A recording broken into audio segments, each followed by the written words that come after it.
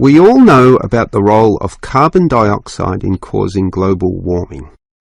Obviously, society needs to reduce the release of carbon dioxide, otherwise known as CO2.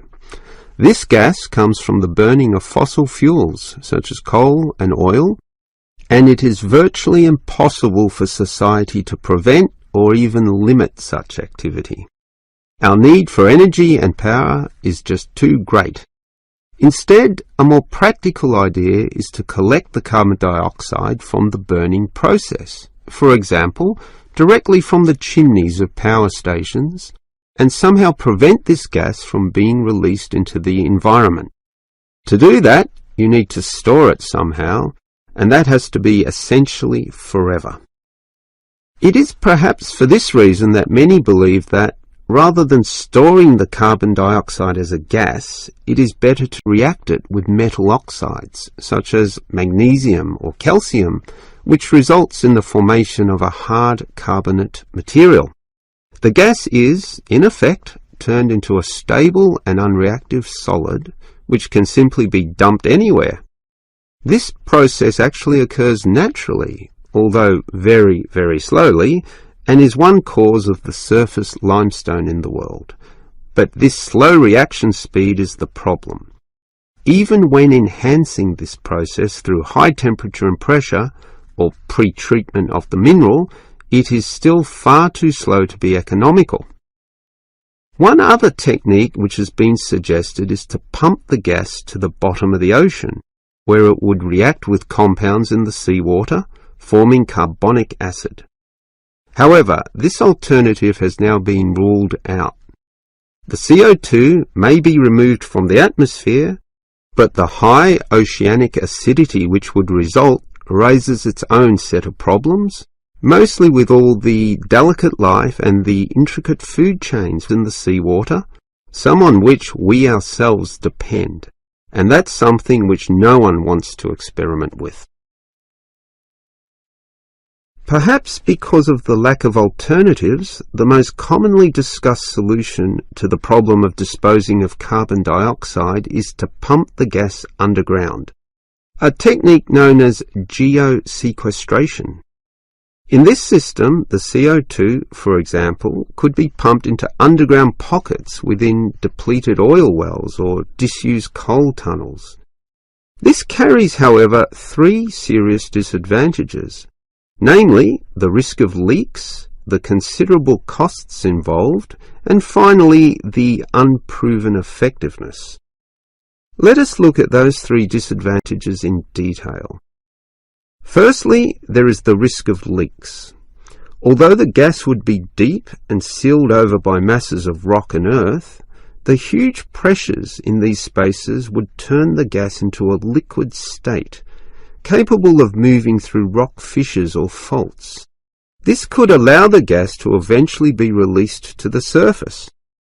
Since CO2 is heavier than air, and thus pushes oxygen aside, such leaks could result in the suffocation of thousands or tens of thousands of people, certainly not a consequence to be taken lightly. Natural CO2 leakage from volcanic buildup has already witnessed such deadly events. The other problem of geosequestration is the cost. The time and effort spent on materials and construction, primarily the pipework through which the gas would travel, does not come cheaply.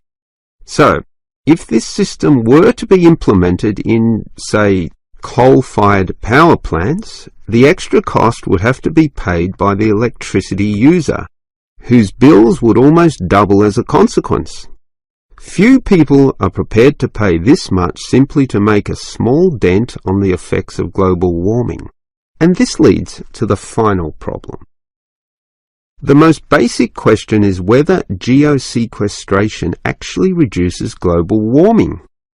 The problem here is that the energy needed to create and drive the sequestration process would require approximately a quarter of a coal-fired electricity plant's output. In other words, the plant would have to burn 1/4 more of its coal just to account for the sequestration of the carbon dioxide. And with coal producing other noxious pollutants, such as sulphur, ash and heavy metals, the environment is hardly benefited at all.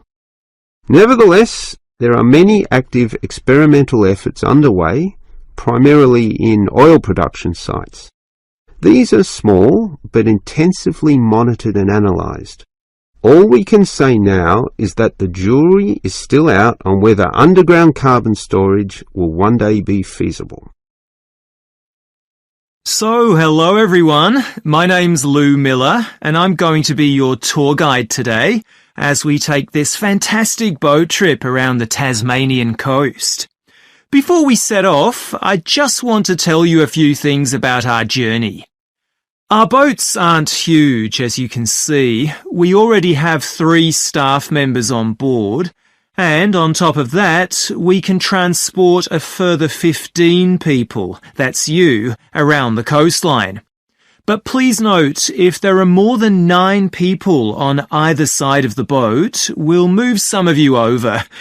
Otherwise, all 18 of us will end up in the sea.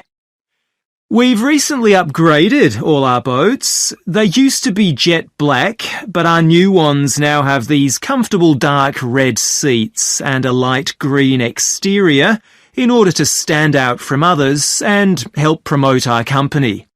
This gives our boats a rather unique appearance, don't you think? We offer you a free lunchbox during the trip, and we have 3 types. Lunchbox 1 contains ham and tomato sandwiches. Lunchbox 2 contains a cheddar cheese roll. And Lunchbox 3 is salad-based and also contains eggs and tuna. All 3 lunchboxes also have a packet of crisps and chocolate bar inside. Please let staff know which lunchbox you prefer. I'm sure I don't have to ask you not to throw anything into the sea. We don't have any bins to put litter in, but Jess, myself or Ray, our other guide, will collect it from you after lunch and put it all in a large plastic sack.